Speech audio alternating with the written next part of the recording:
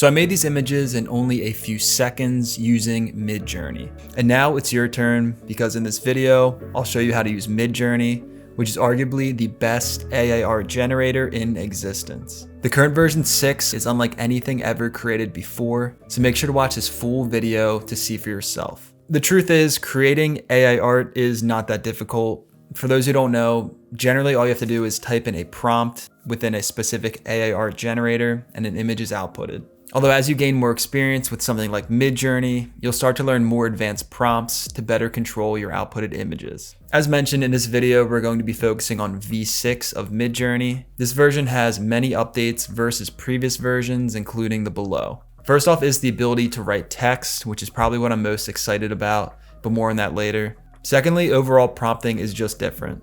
I remember when Midjourney first came out and you had to include things like 8K, 4K, ultra realistic in your prompts. Now that's no longer needed. And with that out of the way, let's get into the tutorial itself.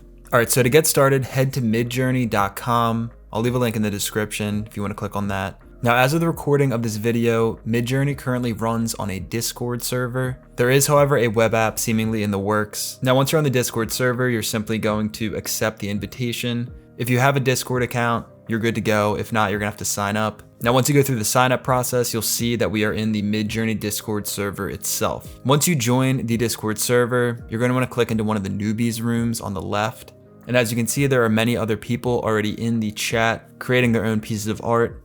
And for a newcomer, this can be a little bit overwhelming. So make sure to listen to this next trick to get your own private server. For this, simply click on the plus sign, go to create my own. You can do skip this question and then give your server whatever name you'd like. For this, I'll simply put feasible GFX. Also make sure to subscribe. And once you create your own private Discord server, you want to bring in what's known as the Midjourney bot. So if you click the icon on the top to show the member list, you can see this Midjourney bot. Click on that, then click on add app. And then from here, just simply select the server you just created, feasible GFX. Hit continue, hit authorize, quick CAPTCHA, and then you are good to go. Now, when you go back to your server, you'll see at the bottom that the Midjourney bot has joined. Now, one thing I do want to mention is that Midjourney used to have a free trial, but that no longer exists, simply because users were not following the guidelines, they were making multiple email accounts, etc. So now there is only a paid version. It's currently only $10 a month, which is what I pay. Or if you sign up for a full year, it's only $8. In all honesty, it's worth it, as it's not too expensive and can really help you out if you're a graphic designer or even just a hobbyist. Now, back within the Discord server, to subscribe, you can type in /subscribe, hit tab, and then enter, and then you'll be able to sign up. The first thing we're going to want to do is type in /settings, then hit tab and hit enter, because we want to turn on Midjourney version 6.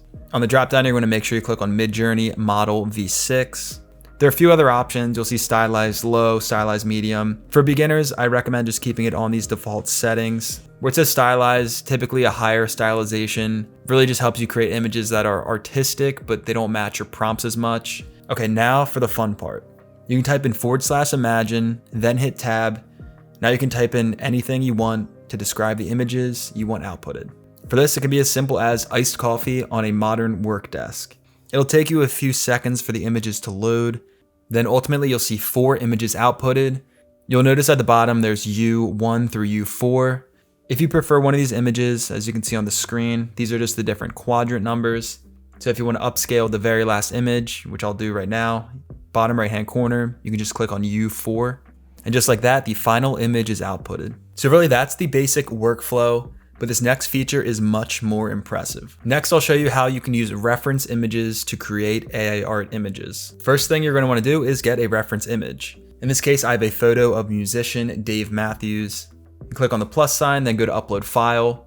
Then just make sure to hit enter so your image appears as a chat. Then you're going to want to click on your image, then right click and do copy image address.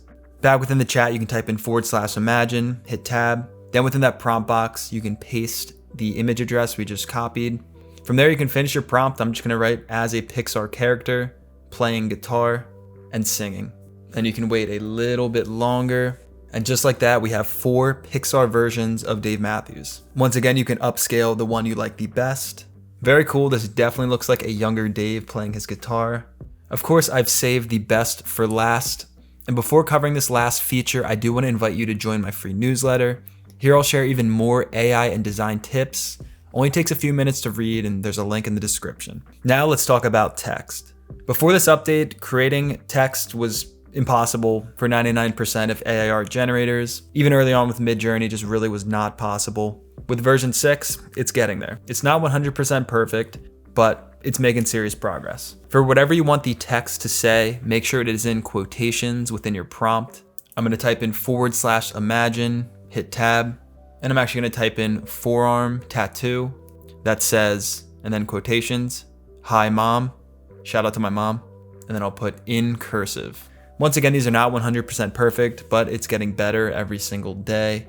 And here's the outputted images, not too bad. And just like that, you now know the basics of Midjourney version 6. If you have any questions, let me know in the comment section below. If you enjoyed this video, make sure to leave a like and also check out this video as well.